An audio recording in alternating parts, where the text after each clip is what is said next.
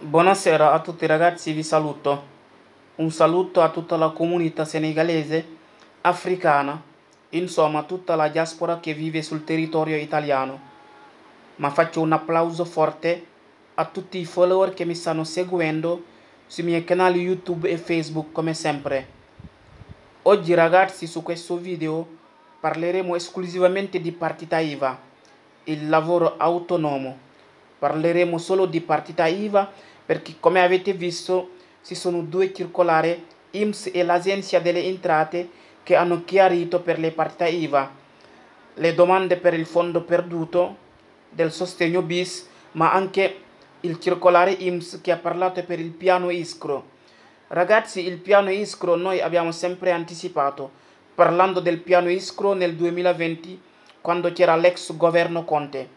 Il piano Iskro, ragazzi, è un provvedimento della legge di bilancio del 2021. Niente altro che l'indennità straordinaria di continuità reddituale operativa. È un tipo di cassa di integrazione destinato alle partite IVA che l'INPS ha pubblicato il 30 di giugno scorso, già le domande online per chi ha tutti i requisiti per fare questa domanda di piano Iskro. Quindi su questo video cercheremo di elencare tutti i requisiti, ma anche parleremo delle domande, quando si potrà fare domande e quando scadono le domande. Oggi ragazzi è un video ricco, ma parleremo solo di partita IVA. salaamaaleykum mbokk yi, ziar naa leen bu baax a baax. Man la seen mbokk taalibe Mor Talla Sarr. Comme d'habitude ñu koy defee rek à chaque fois ñoom ay nouvelles yoo xamante ni donc dafa concerner la communauté sénégalaise bii dund en Italie ak li ko wër, donc ñu eggaleen ko. fi ñuy njëkkee mooy l'Agenzia delle Entrate li ñëpp doon xaar mu nekkoon donc second tranche bi bokkoon ci sostegno bis te mu nekkoon donc bonus fondo perduto. L'Agenzia delle Entrate alors def na benn circulaire le 2 bi passé di xamle demande yooyu kañ la war a commencé, kañ la ñuy jeex ak ñan ak ñan ñoo ko mën a dugal jëm ci fondo perduto bi ñu doon xaar tam nekkoon secondo et ultimo tranche, ginnaaw bi nga xamante ne bi tranche bu njëkk bi ñëwoon na ci sostegno bis, sostegno bu njëkk bi, sostegno bis bi ñu fayoon automatique, donc deuxième tranche bi nga xam ne moom mooy donc complète 3 tranches yëpp. Alors demande yooyu l'Agenzia delle Entrate tramite il circolare numero 175766 indi na ci ay leeral. Donc muy contributo a fondo perduto boo xamante ni bi mën nañ ko wooye il secondo filone del sostegno bis. Donc demande yooyu dinañ commencer le 5 juillet ba le 2 septembre bu fekkee patronato mooy présenter demande yi wala CAF. waaye képp koo xamante ni bi am nga réquisites yi te mën koo dugalal sa bopp, site bi surtout Agenzia delle Entrate dinañ ko ubbi pour donc nit ki nga xamante ni bi moom moo toog këram wala mu mën koo defal boppam à partir du 7 juillet ba le 2 septembre ngir demande yooyu jëmoon ci fondo perduto bi mbokk taalibe yi doon xaar tam waroon a tëj donc tranche yëpp jëm ci sostegno bis bi concerné donc mbokki taalibe yi def lavoro autonome. xam ngeen ne loolu ñu ngi ko jagleel partita IVA yi nga xamante ni bi rek ñoom dañ leen a excluroon ci sostegno bu njëkk bi ak paiement automatique yi. képp koo xamante ni bi sostegno bu njëkk bi rek jotoo ko ak paiement automatique yi di bonus fondo perduto 1000 euro boobu, yow mën ngaa présenter demande ci tranche bi nga xamante ni bi demande yi war na commencer comme ni ñu leen ko waxee. képp koo xamante ni donc jotoo sa paiement automatique rek jëm ci bonus fondo perduto boobu, yow mën ngaa présenter demande ci donc bii nga xamante ni bi mi ngi war a commencer te war a donc jeexal foofu donc demande yi. alors leneen li ñuy gën a leeral mooy ñi nga xamante ni bi ñoom it jotoon nañ ko automatique ak sostegno bu njëkk bi ak bii di automatique, ñoom it mën nañoo présenter demande ci dernier tranche bi ci kaw ñu remplir critères yi ma leen di wax. mooy ne il faut donc requisiti in base alla normativa ñoom ñu remplir ko. loolu mooy lan? mooy il faut que ñoom importo bi nga xamante ni bi l'Agenzia delle Entrate bu defee calculam war na koo fay kooku, importe boobu donc dafa war a supérieur, maanaam dafa war a ëpp li nga xamante ni bi kooku jot na koo jël ci bonus yi nga xamante ni bi jot nañ ko koo fay automatique. donc il faut que bu ñu defee calcul bi importe bi Agenzia delle Entrate di joxe daa war a ëpp moom li nga xamante ni bi jël na ko in automatique jëm ci bonus yooyu nga xamante ni moom lañ doon wooye donc fondo perduto. donc loolu mooy critères yi nga xamante ni bi ki ko jotoon alors moom lañ koy laaj bokkut ak ki nga xamante ni moom dañ koo excluroon ci décret yu njëkk yi, moom mën na koo dugalaat pour mën koo am ci troisième tranche bi.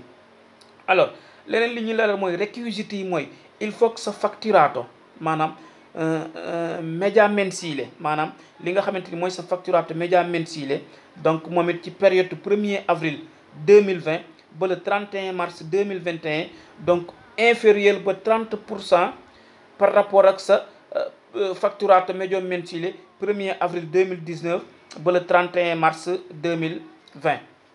loolu tamit ñu leeral ko mbokki taalibe yi mu leer, te yàggoon nañ leen ko wax ci vidéo yi ñu doon leen jiital ñe troisième tranche bi, donc loolu lañ ciy laaj. képp koo xamante ni njort nga ne am nga ko rek mbaa remplir nga critères yooyu, mën ngaa dugal bonus boobu di fondo perduto troisième tranche bi ñëw ci decreto sostegno bis, ginnaaw bi premier tranche bi ñëwee ci sostegno bu njëkk bi ñu fayaat ko automatique di deuxième tranche. lii mooy troisième tranche bi nga xamante ne bi demande yi war naa commencé suba ci patronato yi ak CAF yi le 7. képp koo xamante ni maîtriser nga système bi mën ngaa dugg ci site bi nga defal ko sa bopp. circulaire boobu moom donc moo gën a am solo di circulaire numéro 175766 di 2 juillet 2021, te l'Agenzia delle Entrate publié woon ko di leeral ci fondo perduto bi nga xamante ni bi moom mooy daj dëpp gi war a jeexal donc bonus fondo perduto per le partite IVA. alors ñu wax ba tey ne requisiti yi bokk na ci ne ricavi o ricompensi non superiore a 10 milioni di euro, maanaam sa revenu wala li nga xamante ni donc moom nga gagné nag yow partite IVA bi ko bëgg a dugal loolu warta ëpp 10 milioni di euro ci année 2019 bi, te critère boobu ñu bëri ci mbokk taalibe yi dinañ ko remplir. partite IVA bi it il faut que mu nekk en activité à la date du 26 mai 2021. loolu mooy bépp partite IVA boo xamante ni bi yow ginnaaw le 26 nga ubbeeku rek yow donc mënoo dugal bonus boobu di fondo perduto te desoon ci sostegno bis bi. partite IVA yi nga xamante ni dañoo ubbeeku ci janvier 2019 bi par rapport ak ci décret bu njëkk bi nga xam ne ñooñu laaju ñu leen woon déclaration reddito 2019 ak 2020 bii pa legge bi def ne bépp partite IVA boo xamante ni bi rek ubbeeku nga ci janvier 2019 il faut que nga respecter callo minimum di fatturato boobu nga xamante ni mooy 30%, il faut que nga respecter ko pour mën a dugal ci bonus bi. donc bii pas fixé wuñu importe bi minimum 1000 euro, mais am na calcul yu ñuy def pour boo respecter fatturato callo fatturato boobu rek di 30%, yow dinañ la mën a donc fay bonus boobu. loolu mbokk yi moo gën a fës di circulaire bi nga xamante ni bi moom moo nekkoon circulaire Agenzia delle Entrate, ñu publier ko woon le 2 juillet bii passé, tam wax ci demande fondo perduto yi war a démarrer entre le 5 ak le 7 di jeex le 2 septembre. circulaire bi nekkoon numéro 175766 jóge ci l'Agenzia delle Entrate. kon ñu xamal mbokki taalibe yi ne li ngeen doon xaar mu jëm ci deuxième tranche bi bokkoon ci sostegno bis bi tey complète tranche yi mu nekk ñett ci fondo perduto bi. demande yooyu dina commencé suba jëm ci CAF ak patronato yi bu le 7 jotee képp ku maîtriser système bi si maanaam online ci web bi mën nga ko defal sa bopp. muy li desoon ci fondo perduto bi concerné mbokki taalibe yi nga xamante ni bi ñoom ñoo yoroon partite IVA. te wax nañ leen ne képp koo xamante ni rek yow amoo woon ci sostegno bu njëkk bi bis bi it amoo ko paiement automatique, yow da ngay defaat demande.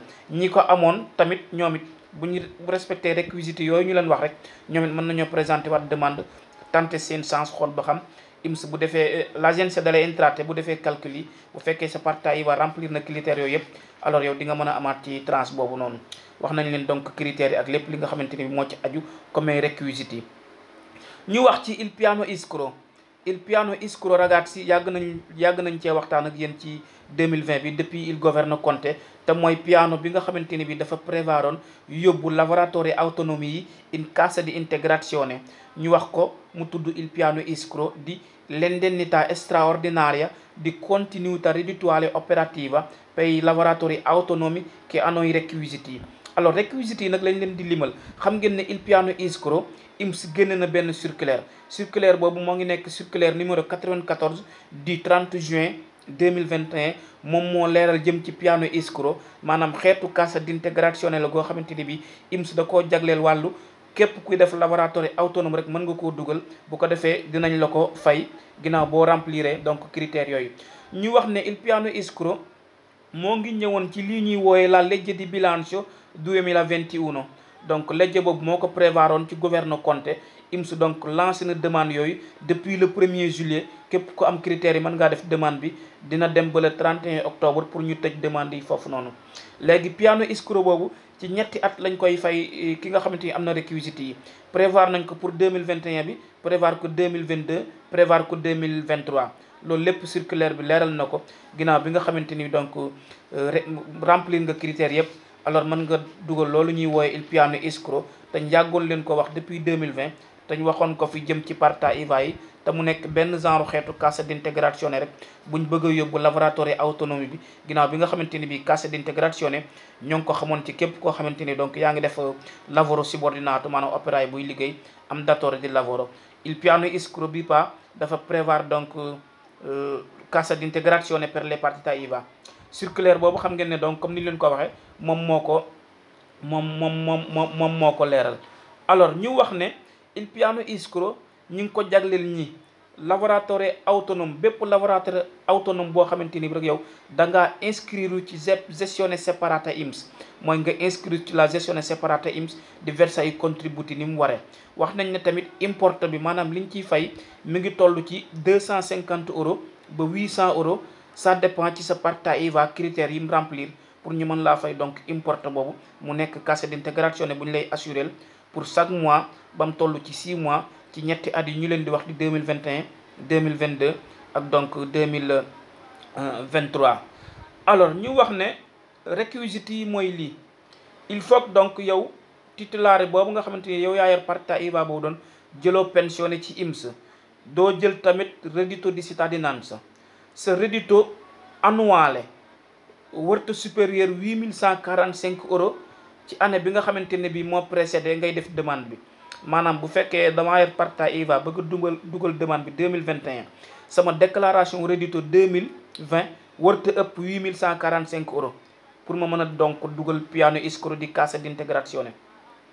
il faut que tamit ma wàccoo ak samay contributi INPS doon ko verser normalement. il faut que tamit sama partita IVA ubbeeku ba am almeno ñeenti at avant date bi nga xamante ni donc moom laa war a def donc demande bi di 2021. kon ñu jàpp ne il faut que partita IVA bi am almeno 4 ans balaa muy présenter donc demande boobu. il faut que tamit ce reddito di lavoro autonome ci année bi nga xamante ne bi moom moo précédé moo jiitu ngay def demande bi, maanaam 2020 reddito bi nga ci am maanaam di 8145 €. reddito boobu dañ ne dafa war a inférieur ba 50%, dafa war a inférieur ba 50% par rapport ak say revenu moyens yi nga xamante ni moom nga gagné ci ñetti at yu mujj yi ngay def demande bi. donc loolu tamit bokk na ci critères yi ba tey jëm ci il piano escroc.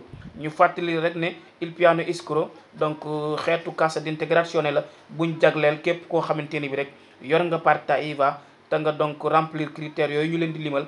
INPS lancé na demande yooyu depuis le 1er janvier depuis le 1er juillet bii ñu génn te dina dem ba le 31 octobre te dinañ ko assurer lavoratore autonome boobu ci ñetti at yi di ñëw incha allah di 2021 2022 ak 2023. chaque année rek période bi muy commencé mooy le 1er juillet ba le 31 octobre ngir nit ki mën a def donc demande am cassa d'integrazione boobu nga xamante ne bi mbokki taalibe yor partita IVA ñoom lañ ko jagleen.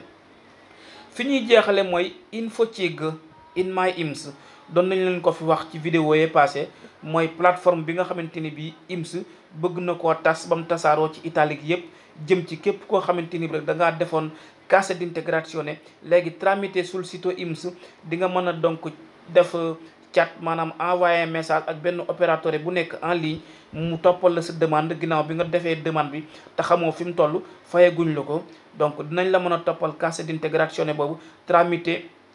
alors InfoCig nga xamante ni INPS lancé na ko ci dëkk yi ma leen di wax, Rome, Napoli ak Milan ak province yi wër Milan. ginnaaw bi nga xamante ni bii da ngaa dugaloon sa cassa d'integrazione te xamoo fu mu toll mbaa xamoo nu demande bi demee mbaa fayaguñ la ko, da nga am possibilité chat, maanaam di discuter ak benn opérateur INPS bu la laajee sa numéro protocole wala sa codice fiscale ngeen di bindante ba lépp lu nekk ci demande boobu dina la ko wax kañ lañ la koy fay ak lan moo nekk ci demande bi. ñuy wax ne plateforme boobu noonu dina disponible lundi ba vendredi de 15h à 18h te disponible na depuis le 21 juin bi ñu génn jëm ci donc InfoCig sur la pagina my INPS. képp koo xamante ne bii dugaloon nga cassa integrazione rek mën ngaa am foofu ay leeral muy donc waxtaan boo xamante ni bi chat live di nga ko am ak benn opérateur IMSS ci site bi bu ko defee dina la jox ay tegtal wax la donc sa demande cassa integrazione fu mu toll ak lu ci nekk. mbokk yi loolu moo gënoon a fës di ñaari circulaire yooyu ñu leen di wax jëm ci demande fonds perduto yi desoon ci sostegno bis bi dina commencé suba te café ak patronato yi mën nañoo def demande yi bu la set jotee demande yooyu dina ubbeeku ci site Agenzia delle Entrate bi ngir képp koo xamante ni maîtriser nga ko nga présenter ko sa bopp. leneen li ci des mooy il piano iskro cassa integrazione bi nga xamante ni bii dañ koo jagleel lavoratori autonomi yi ñoom it ñu am possibilité def demande boobu te xam ngeen ne demande yooyu commencé na depuis le 1er juillet bii passé dina jeex le 31 octobre te noonu lay wéyee ci yeneen ñaari at yi di ñëw ci période boobu ginnaaw bi nga xamante ne bii partita IVA am na réquisites yooyu ñu leen limal donc moom dina mën a présenter cassa integrazione boobu ñu koy assurer te importe bi ça dépend ci sa partita IVA critères yi mu remplir dina commencer de 250 € à 800 € comme ni ñu leen ko waxee ci début bi.